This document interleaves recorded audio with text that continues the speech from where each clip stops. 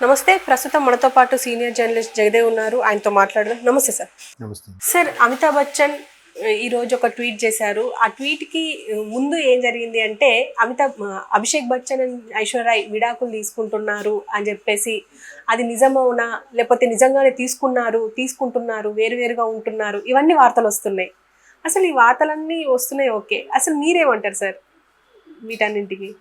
ఏమనడానికి ఏం లేదమ్మా. పెద్ద పెద్ద వాళ్ళలో ఇళ్లలో ఇవన్నీ సర్వసాధారణం. అందరూ ఎవరి ఇండివిజువల్ లైఫ్ కలిసే ఉంటారు, కానీ ఎవరి ఇండివిజువల్ లైఫ్ వాళ్ళదని నా అభిప్రాయం. భర్త వేరేగా పార్టీకి వెళ్తాడు, భార్య వేరేగా డిన్నర్కి వెళ్తుంది, ఎవరు రిలేషన్స్ వాళ్ళు మెయింటైన్ చేస్తూ ఉంటారు, రకరకాల రిలేషన్స్లో ఉంటుంటారు. అక్కడికి వచ్చాక కలిసి ఉంటున్నారు అంతే అన్నట్టుంటుంది. ఒకరి దాంట్లో ఒకరు వేలెత్తి చూపకూడదు, ఒకరి దాంట్లో ఒకరు ప్రశ్నించకూడదు. అంటే సాధారణంగా వైఫ్ అండ్ హస్బెండ్ సాఫ్ట్వేర్ ఎంప్లాయీలు కొంచెం బాగా సంపాదించుకున్న వాళ్ళకే ఇటువంటి కల్చర్ ఉంటే, మొదటి నుంచి అటువంటి కల్చర్లో ఉన్న వాళ్ళే కదా వాళ్ళు. అంటే అలానే తప్పుగా అనుకోవడానికి ఏం లేదు ఇక్కడ. తప్పుగా అంటున్నాను అనుకోవద్దు. ఇండస్ట్రీలో అట్లాంటి సర్వసాధారణంగా ఉంటాయి. వాళ్ళు పెద్ద పెద్ద వాళ్ళ స్థాయిల్లో యాక్చువల్గా మ్యారేజ్ అయ్యాక కూడా యాక్ట్ చేస్తుంటారు. మ్యారేజ్ అయ్యాక కూడా బోల్డ్ సీన్లు యాక్ట్ చేసిన వాళ్ళు చాలామంది ఉన్నారు. పెద్ద పెద్ద బాలీవుడ్ స్టార్ హీరోయిన్లు కూడా బోల్డ్గా కూడా యాక్ట్ చేస్తుంటారు. వాళ్ళకి అదేంటంటే ఏం కాదు, అది యాక్టింగ్ అన్నట్టు ఉంటుంది. అది అంటే బట్ మనలాంటి సామాన్యులకి ఎలా అనిపిస్తుందంటే, అబ్బా పెళ్ళి అయిపోయింది కదా, ఇంకా కూడా ఇట్లాంటి బోల్డ్ క్యారెక్టర్లు ఇట్లాంటి కాస్ట్యూమ్స్ వేసుకోవడం అవసరమా అనిపించవచ్చు. బట్ అది వాళ్ళు పెద్దగా పట్టించుకోరు. దాన్ని హైఫై కల్చర్లు అలాగే ఉంటాయి. సో ఇక్కడ కూడా విడాకులు, విడిపోవడము, కలిసి ఉండడము, లేదంటే కలిసి ఉన్నా కూడా ఎవరి దారి వాళ్ళదే అన్నట్టుగా ఉండడం అనేది వాళ్ళకి పెద్దగా మనం భూతద్దలో పెట్టి చూస్తామేమో, కానీ వాళ్ళకి అది సర్వసాధారణం. అరే విడిపోయారంట, చూసారంట, అట్లా ఏమి ఉండదు. ఇప్పుడు ఐశ్వర్యరాయ్ గారు ఉన్నారు, ముందు ఇద్దరు ముగ్గురితో అఫైర్స్ కూడా మనం విన్నాం అప్పట్లో. సల్మాన్ ఖాన్ గారు లాంటి వాళ్ళకి కూడా. సల్మాన్ ఖాన్ గారికి సలూభాయ్కి అంత క్రేజ్ ఉండడానికి కారణం ఏంటంటే, అసలు ఆయన హ్యాండ్ ఎవరి మీద పడినా ఆయన మంచి స్టార్ అయిపోతారు, వాళ్ళు మంచి లిఫ్ట్ ఇస్తాడు, సొంత పర్సన్లాగా కేర్ చూసుకుంటాడు అన్నట్టు కూడా ఆయనకి చాలా ఇవి ఉన్నాయి. బట్ ఆయన నిజంగా హెల్పింగ్ హ్యాండ్ కూడా చాలా. ఎవరిని వెళ్ళినా, అమ్మాయి ఆ పరిసరాలకు వెళ్ళినా, మన నుంచి రిలేషన్ ఇటు సౌత్ వాళ్ళు ఎవరైనా పెద్ద పెద్ద వాళ్ళు వెళ్ళినా కూడా, అరే ఇక్కడికి వచ్చి ఇంటికి కూడా రావట్లేదు ఏంటని చెప్పి ఆయన తెలిస్తే చాలా క్యారేజ్ పంపిస్తాడంట. అంటే మంచి కన్సర్న్.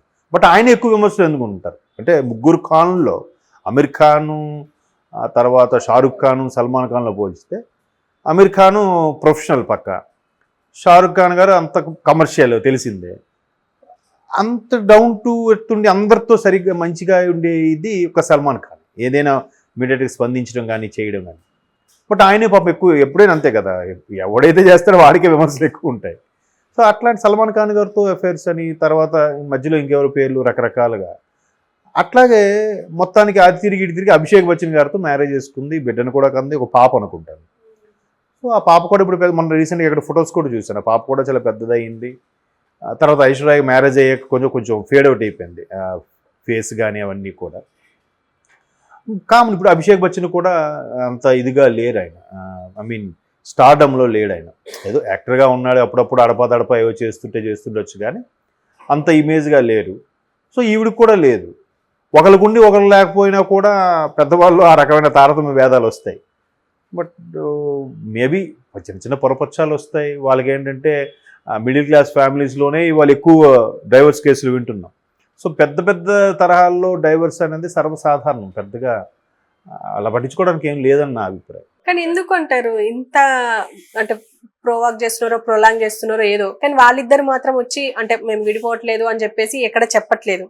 కానీ నెటిజన్స్ మాత్రం వాళ్ళు విడిపోతున్నారు, వేరువేరుగా ఉంటున్నారు అని మాత్రం వార్తలు బాగా స్ప్రెడ్ చేస్తున్నారు.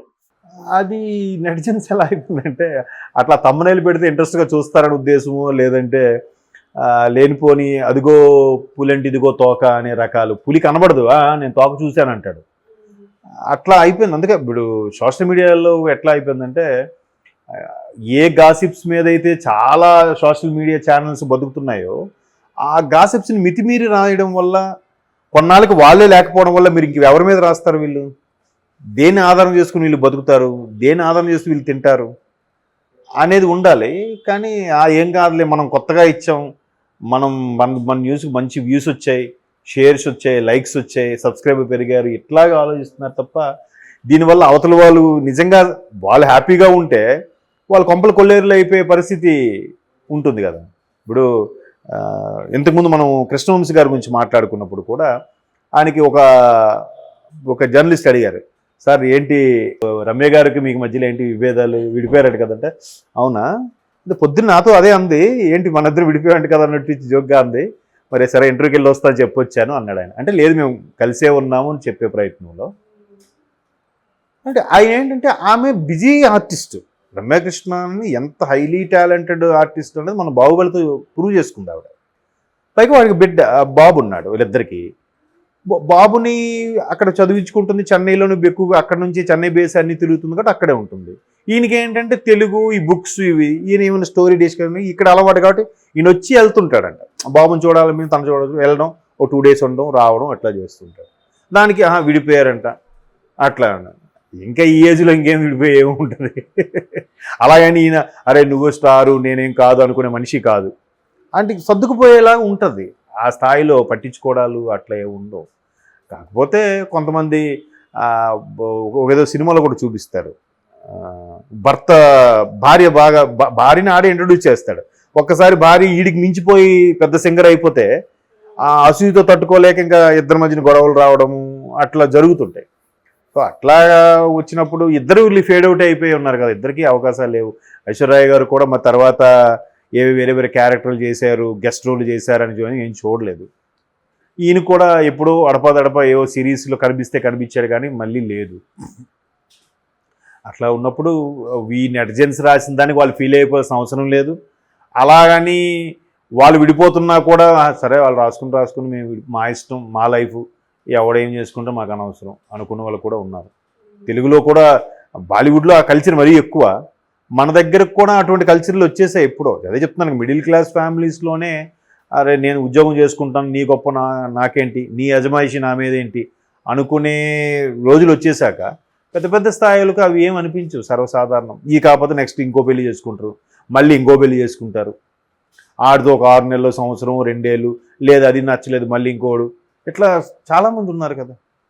కాబట్టి నెటిజన్స్ నిజంగా వీళ్ళకి ఏదైనా చిన్న లీడ్ దొరికితే చేశారా, లేదా ఒకటిది చూసి ఒకడు ఇలా అనుకుంటున్నారు, ఎడమొహం పెడమొహంగా ఉన్నారు కాబట్టి ఇలా అనుకుంటున్నారని వీళ్ళే గాసిప్స్ క్రియేట్ చేసి రాశారనేది తెలియదు. కొంత మరి అంటే అమితాబ్ గారు చేసిన ట్వీట్ని బేస్ చేసుకొని అంతకుముందు అభిషేక్ గారు కూడా ఒక జర్నలిస్ట్ రాసిన ఇది అంటే ప్రేమ అనేది ఎప్పుడైతే ఉచితంగా దొరుకుతుందో దానికి వాల్యూ పోతుంది అన్నట్టుగా ఎవరో ట్వీట్ చేసి దాన్ని లైక్ చేశాడండి. ప్రాధాన్యత తగ్గిపోతుంది అనే ఉద్దేశంలో ఆ లైక్ చేశాడంటే వీళ్ళు త్వరలో విడిపోబోతున్నారేమో అని ఎవడో ఆ ఏమో కాస్త కన్ఫర్మ్ చేస్తారు.